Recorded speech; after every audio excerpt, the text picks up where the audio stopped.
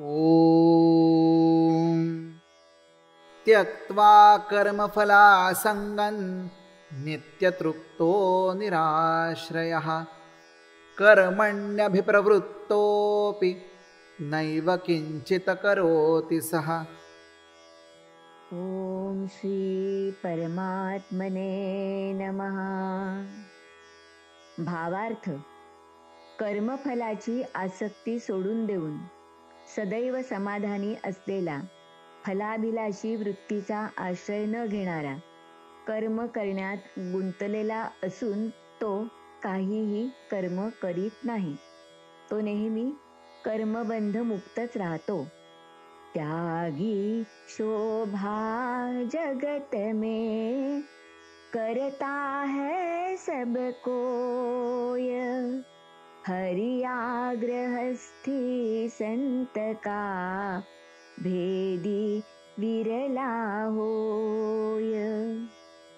संसाराचा त्याग करून संन्यासी झालेल्या व्यक्तीचं महात्म्य सगळेच वर्णन करतात, पण गृहस्थाश्रमात राहूनही सर्व कर्तव्य कर्म करूनही जो निर्लिप्त अनासक्त राहतो ना, त्याला सर्वार्थाने ओळखणं हे खरोखरच कठीण असतं।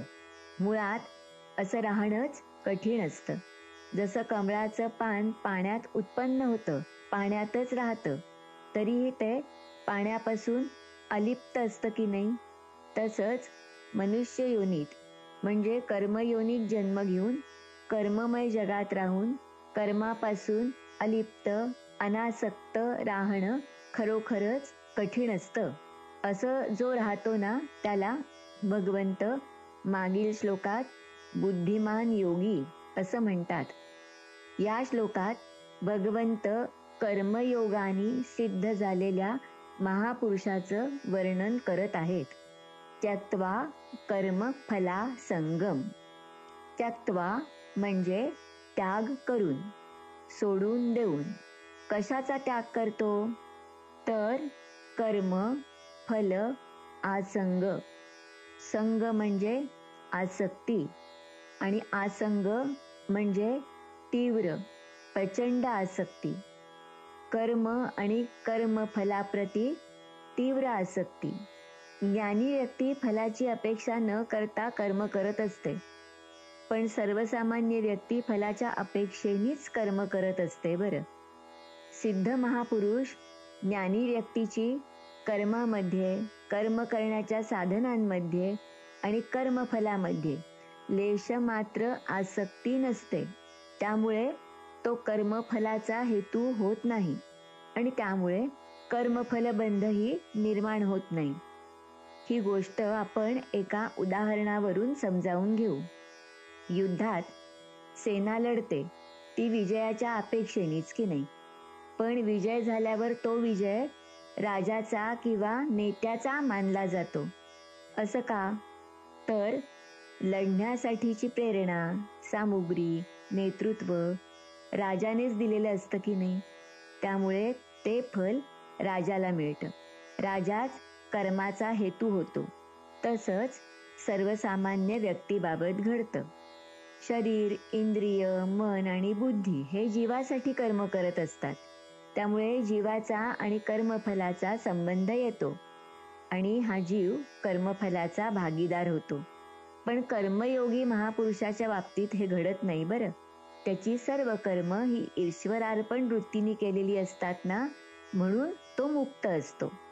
यावर संत निळोबाराय म्हणतात, असोनी अलिप्त सर्वसंगी, आत्मा भोगी ना विरागी, ऐसे जाणती ते ज्ञानी, नित्यमुक्त त्रिभुवनी।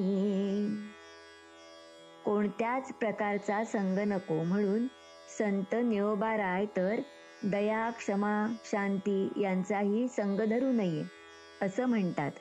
नित्यतृप्तो निराश्रयः ही खऱ्या आत्मज्ञानी पुरुषाची लक्षणं आहेत। संसारी व्यक्ती ऐहिक सुख साधन, प्रापंचिक गोष्टी मिळाल्या ना की तृप्त होते, पण ही तृप्ती क्षणिक असते। अशाश्वत असते. नित्यतृप्त होण्यासाठी काय हवं? खरा आनंद हवा, खरं समाधान हवं. मग ते कशात आहे हे शोधता आलं पाहिजे. त्यासाठी कर्मफलाची आसक्ती टाकता आली पाहिजे. कर्मणी एव ते अधिकारः, म्हणजे फक्त कर्म करण्यावरच तुझा अधिकार आहे, कर्मफलावर नाही. हे नित्य ध्यानात ठेवलं पाहिजे. याबाबत भगवंत 3ऱ्या अध्यायात म्हणतात की यस्त्वात्मरतिरेव स्यात् आत्मतृप्तश्च मानवः आत्मन्यैव च संतुष्टस्तस्य कार्येन विद्यते. कर्मयोगी निस्वार्थ भावाने लोकांच्या तसेच प्रकृतीच्या सेवेसाठी सर्व कर्मे करतो. शरीर, मन, बुद्धी आणि इंद्रियांच्या साह्याने लोकांच्या हितासाठी कर्म करून तो नित्य तृप्त राहतो. संपूर्णपणे आसक्तीरहित होऊन शरीराच्या बाबतीत अहंकार आणि ममत्व सोडून देऊन कोणत्याही सांसारिक वस्तूचा, मनुष्याचा आश्रय न घेणं म्हणजे त्यावर अवलंबून न राहणं म्हणजेच निराश्रितता होय.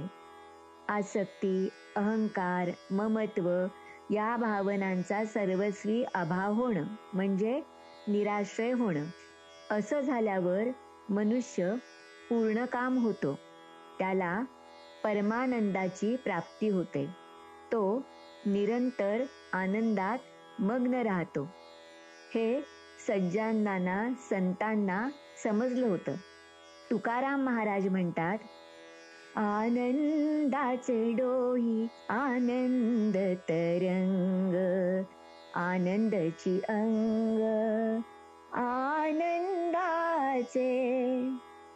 तर सावतामाळी म्हणतात की स्वकर्मात भावे रत, मोक्ष मिळे हातो हात, सावत्याने केला मळा, विठ्ठल देखियला डोळा. हा त्यांचा आत्मानुभव आहे. कर्मण्यभिप्रवृत्तोऽपि नैव किंचित करोति सः. जो नित्यतृप्त निराश्रय असतो तो कर्म करत असूनही अकर्ता राहतो. मनुष्य आपल्या वर्णाश्रम धर्मानुसार शास्त्रविहित सर्व कर्म सावधानतेने आणि विवेकाने करतो. त्यामुळे त्याचा कर्मफलाशी संबंध येत नाही. असा हा पुरुष कर्म करूनही कर्मबंधनात पडत नाही. कारण तो कर्मात अकर्म आणि अकर्मात कर्म पाहतो. सर्व कर्मे अनासक्त वृत्तीने लोकसंग्रहार्थ करतो. एकनाथ महाराज म्हणतात की अभेद भक्ती वैराग्य ज्ञान, स्वये आचरोनी आपण, देखी लावावे इतरे जन, लोकसंग्रह जाणया नाव.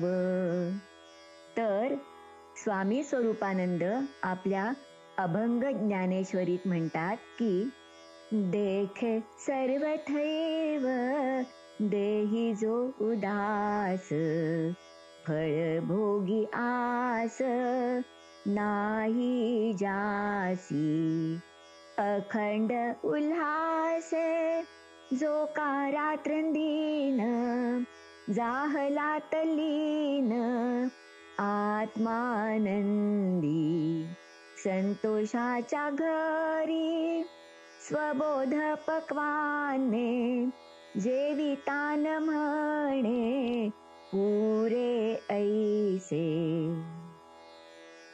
ओम श्री परमात्मने नमः. श्री कृष्णार्पणमस्तु. शुभं भवतु.